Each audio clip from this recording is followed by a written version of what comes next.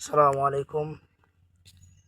আজকে আমার এই ভিডিওটি যারাই দেখতেছেন দেশ ও দেশের বাহিরের সকলের প্রতি আমার সালাম এবং আপনাদের কাছে অনুরোধ রইল পুরো ভিডিওটি সম্পূর্ণরূপে দেখার জন্য।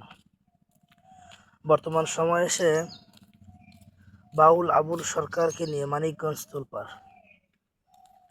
মানিকগঞ্জ একদিকে তৌহিদি জনতা, আরেকদিকে বাউলদের পক্ষপাতিত্ব কিছু গোষ্ঠী। বাউল আবুল সরকারকে কেন গ্রেফতার করা হয়েছে এই বিষয়টি সুস্পষ্ট।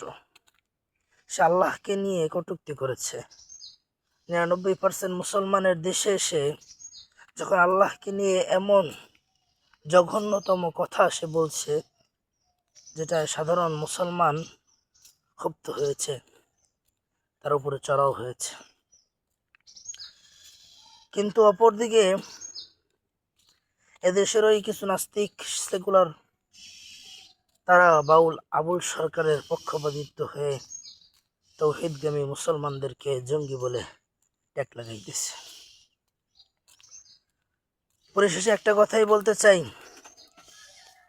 যে বা যারা বাউল আবুল সরকারের পক্ষ হয়ে তৌহিদগামী মুসলমানদেরকে জঙ্গি ট্যাগ লাগাইতেছে, প্রত্যেকটা মুনাফিককে চিহ্নিত করা হচ্ছে।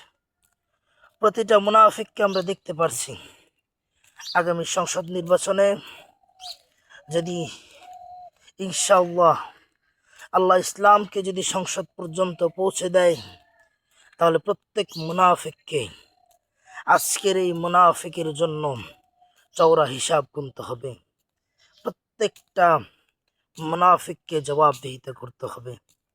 আমরা দেখতেছি